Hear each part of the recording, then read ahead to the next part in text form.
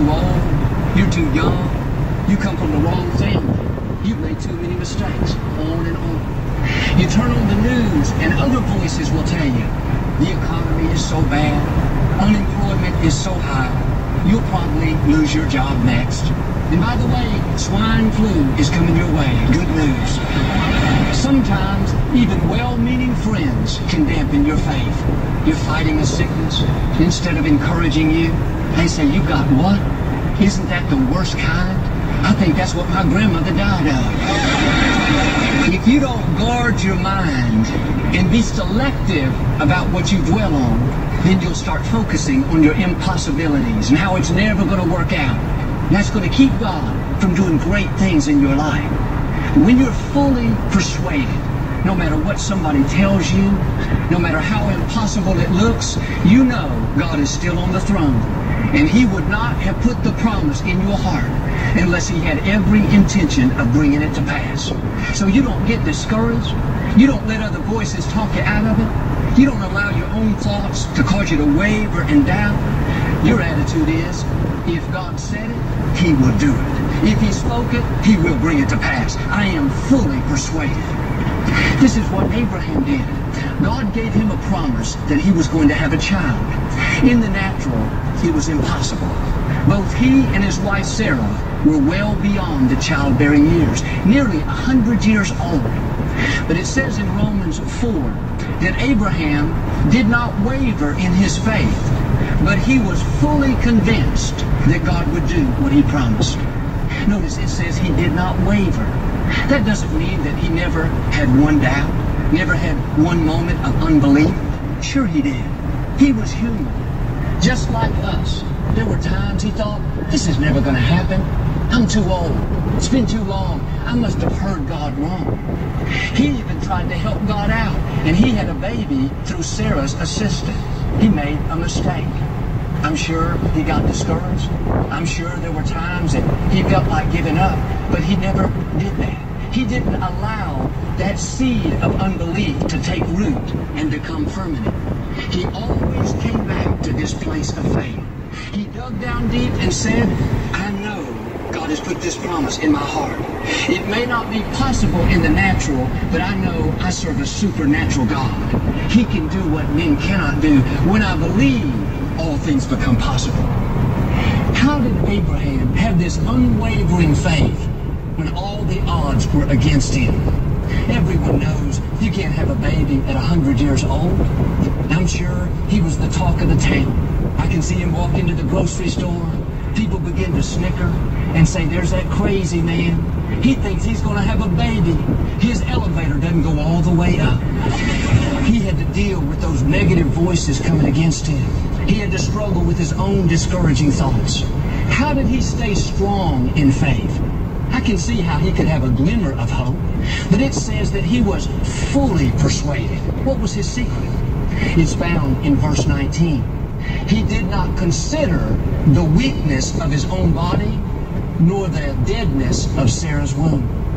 Friends, the key is don't consider your circumstances, consider your God. Your circumstances may look dead. Your financial situation may seem impossible. The medical report may look hopeless. And if you just consider that, you're going to get discouraged. And eventually that doubt and unbelief will keep you from God's best. But you've got to do like Abraham and say, I'm not going to just consider what my mind is telling me. I'm not going to consider the doom and gloom from the experts. I'm not going to consider how big my problem is.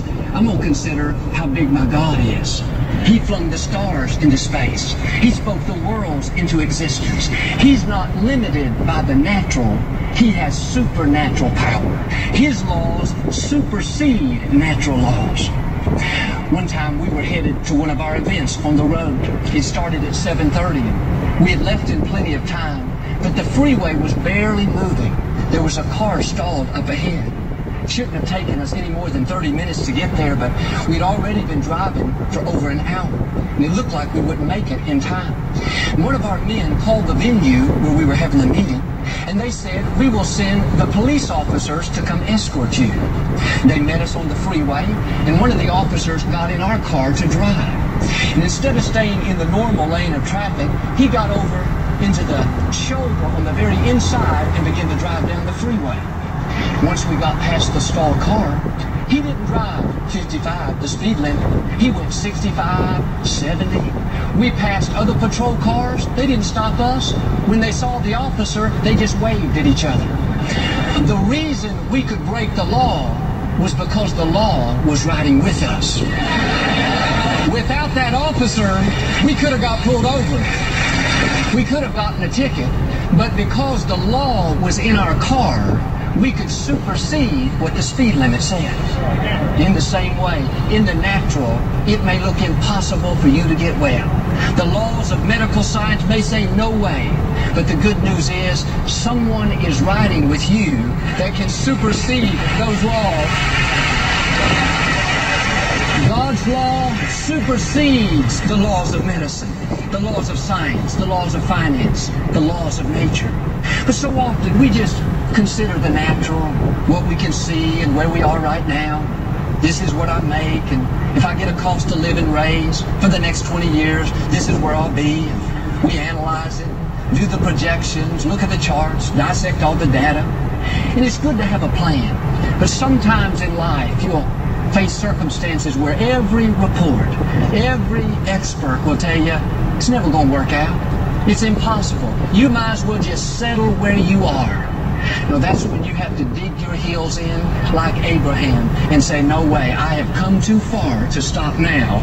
I'm not going to consider just what my bank account says. I'm not going to consider just what the medical report says. I'm going to consider what my God says. My business may be slow. The economy may be down, but God says He will prosper me even in the middle of a desert. My bank account may say you're not going to make it, but God says I'll supply all of your needs. My checkbook may look like I'll never get out of debt, but God says I will lend and not borrow. The medical report may say just learn to live with that sickness, but God says I'm restoring health back into you. When I consider just how I feel, I may be discouraged, lonely. I don't see anything good in my future. But when I consider my God, I know that my best days are still ahead. My future will be brighter than my past. My greatest victories are not behind me, they are still out in front of me. My question to you today is, are you considering your circumstances or are you considering your God? He is Jehovah Jireh, the Lord our provider. He's Jehovah Rapha, the Lord our healer. He is called the great I am. He saved today, I am everything you need. If you're sick, I'm your doctor. If you're struggling, I'm your provider. If you're worried, I'm your peace. If you're lonely, I'm your friend. If you're in trouble, I'm your deliverer. If you need a good break, I'm your favor.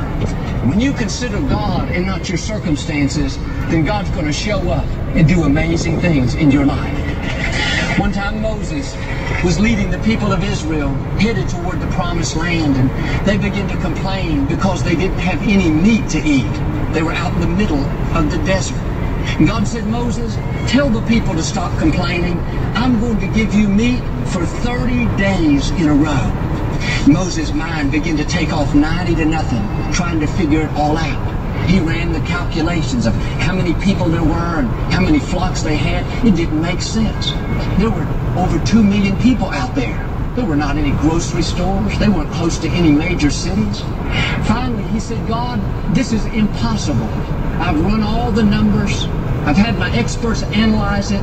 Bottom line is this: if we killed all of our animals and butchered all of our flocks, we still would not have enough meat for 30 days in a row. Came up with all these excuses. What was his problem? He was considering his circumstances instead of considering his God. Even though God had just parted the Red Sea a little bit earlier, somehow Moses had forgotten that God supersedes the laws of nature. And when God says it's going to happen, it's not if it's going to happen, it's when it's going to happen. And I love the way that God answered him back. He said, Moses, when did I become weak? He was saying in effect, Moses, have I somehow lost my power? Have you forgotten that I control the universe? Do you realize that when I speak, all of heaven comes to attention? The angels go to work to carry out what I say? The scripture says God caused the winds to change directions and hundreds of thousands of quail begin to blow into the camp. There were so many quail, all they had to do was go out and pick one up. They didn't have to struggle. They didn't have to hunt night and day. They could just tell their teenager, hey, go get us 4 quail for dinner tonight. This was home delivery way before Domino's. Out there in the middle of the desert, that doesn't make sense. What happened? God breathed in their direction, and all of a sudden the impossible became possible. You may be facing situations right now where it looks like you'll never get out of. All the experts and the reports and the data says no way. Your dream is too big. Your problem too great. Your marriage too far gone. Your health too bad. You could come up with 1,000 reasons to just give up on what God's put in your heart and settle where you are. But just like with Moses, all God has to do is breathe in your direction and things will begin to change. When God breathes on your life, supernatural doors will open. I had a gentleman tell me not long ago how his business was very, very slow. Looked like he would go under. He owned a small manufacturing company. He had one main competitor in town. They were a national company, much bigger, had many more resources.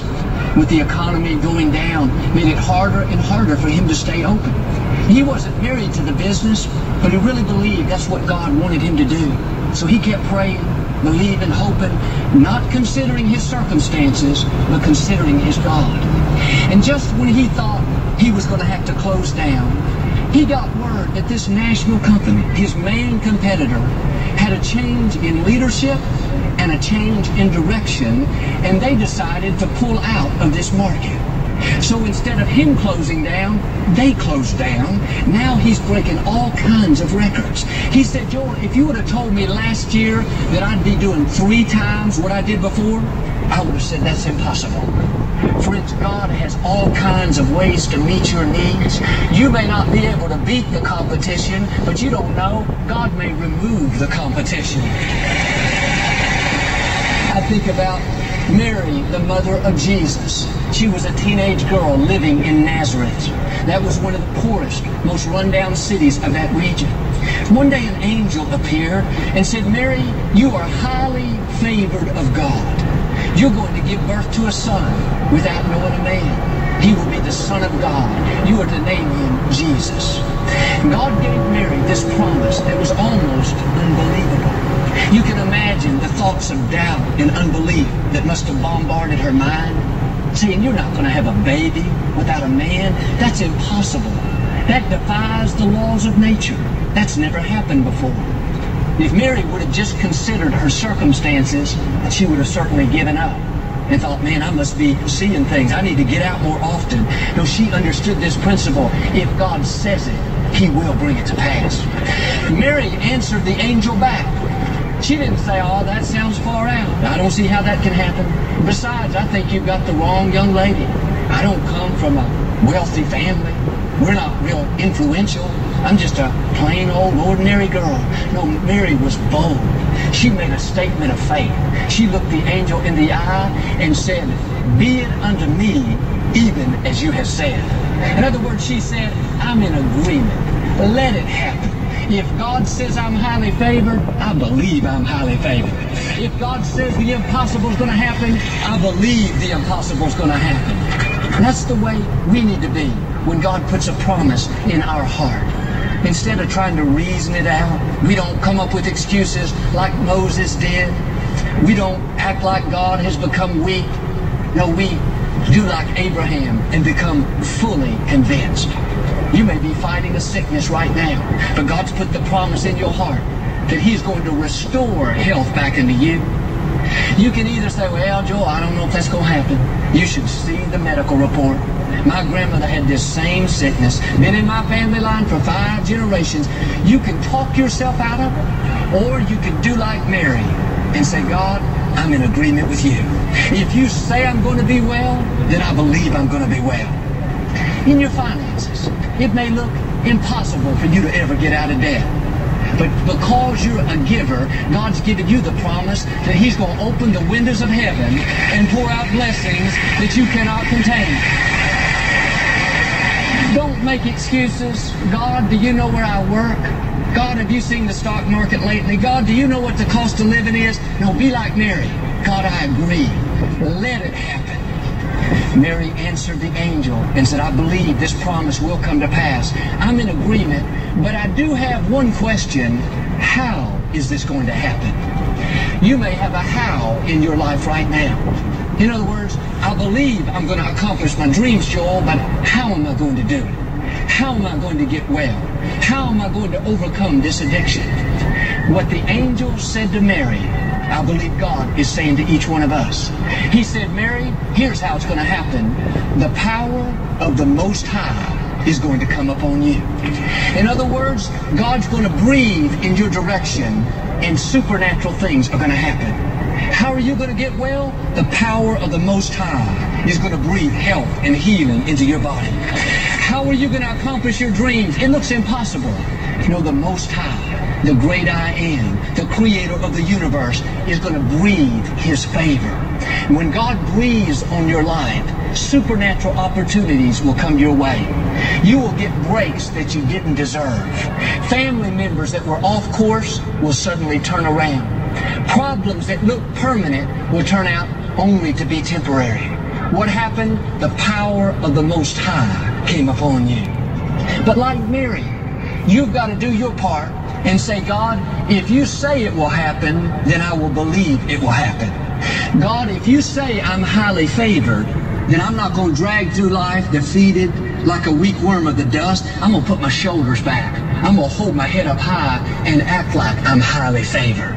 God, if you say, as for me and my house, we can serve the Lord, then I'm going to believe, as for me and my house, we will serve the Lord. It may not look like it. All the odds may be against you. Your mind is telling you, forget it. That's just wishful thinking, never going to happen. No, don't talk yourself out of it. Don't consider your circumstances. Consider your God. He is all-powerful. One touch of His favor can turn any situation around. It may look like it's too far gone, but it's not over until God says it's over. He always has the final say. One time Jesus was on the beach and He saw these men putting away their fishing nets. They had been out fishing all night. He went up to them and asked if he could borrow their boat so he could push away from the shore and teach the large crowds of people that have gathered. They had never met before, but they allowed Jesus to borrow the boat. When he got finished, as a way to thank them, Jesus told them to launch out into the deep and they would catch a great number of fish. These men began to reason in their mind. They thought, this man is a teacher. We are professional fishermen, and here he's telling us how and when to fish. Doesn't he know this is how we make our living? We've been doing this for many years. We are experts in our field. We know when the fish bite and when the fish don't bite, and now is not the time to fish. Nothing is biting. Friends, do you realize sometimes you can know too much? Sometimes our own intellect can keep us from God's best. I had a lady tell me last week, Joel, you were talking about your friend that overcame cancer 3 times, but the kind of cancer I have is very rare. It's less than 1% of all the cancers. There's no good treatment for it. The life expectancy is only this long, and on and on. She told me all the details of why she couldn't get well, and story after story of people that didn't make it, and how there was no medicine that could possibly treat that type of cancer. When she got finished, she had convinced me. I was depressed too. I wanted to go home and go to bed. I had been singing, I am a friend of God. Now I was singing, you picked a fine time to leave me, Lucille. What's her problem? She knows too much. She has analyzed it and reanalyzed it and studied it and researched it and thought about it. No wonder she can't have any faith. And I know it's good to have information. I'm not saying to hide our head in the sand, but at some point, you got to say, I'm not going to allow any more doubt and unbelief to come into my mind. Yes, I want to know the facts, but I do not need to know every detail of why I'm not going to get well, or why I'm not going to get out of debt, or why I'm not going to accomplish my dreams. Sometimes you just have to turn your mind off. If you listen to some of the experts on the economy long enough, they'll talk you into going under. They'll talk you into living a defeated life. It's like this guy I heard about. He was standing on the side of a bridge about to jump. So discouraged, so depressed, he's going to end it all. This man came up and said, don't jump, I want to help you. Tell me what the problem is. For the next 3 hours, he told the man his problems. When he got finished, they both jumped.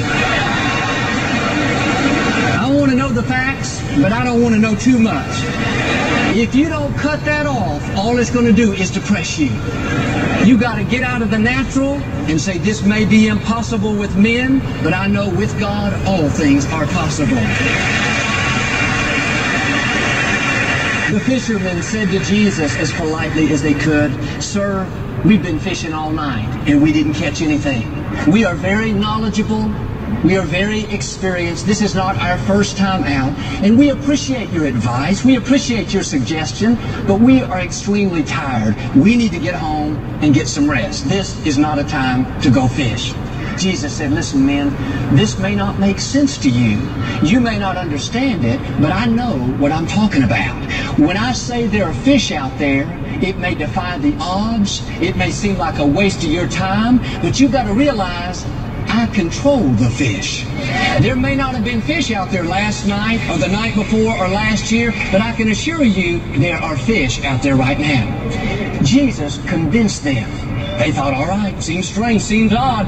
Nevertheless, at your word, we will do it. That's the attitude we've got to have. This doesn't even make sense, Joel, for me to believe. It doesn't even make sense for me to get my hopes up. Nevertheless, if God says so, I'm going to believe so. Those men went out and caught so many fish that their nets began to break. But it all boils down to this.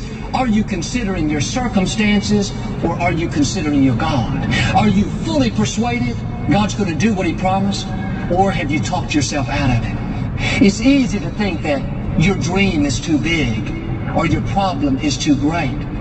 God has put things in my heart, places He wants to take our ministry that will take $100 million more coming in each year than we have right now. In the natural, I can say, oh, that's never going to happen. No use even believing. No, I've learned to do like Mary. God, be it unto me, even as you have said. I am fully persuaded God's going to do amazing things. I've seen Him do it in the past, and I know He'll do it in the future. It says about Abraham, he hoped on in faith against all hope. What God has put in your heart may seem too big, may seem very unlikely, but don't do like the fishermen almost did and talk yourself out of it. Don't do like Moses and run all your calculations and tell God why it's not going to work out. Do like Abraham and against all hope, keep hoping on in faith. Let's do like Mary and say, God, we know you control the whole universe. It may look impossible, but we believe the power of the Most High will come upon us. My prayer is that you will become fully persuaded. Not halfway, not 3/4, but fully convinced that God will do everything He's promised in your life. And if you'll put this principle into action and don't consider your circumstances, but consider your God, then just like God gave Abraham a child at 100 years old, God will do unusual things in your own life. He will bring promises to pass that look impossible. You will accomplish dreams far greater than you ever imagined. You will overcome obstacles that looked insurmountable. You'll be able to say, God's been good to me. He has shown up and shown out in my life in an amazing way. Amen. Do you receive that today? Be fully persuaded. See ya.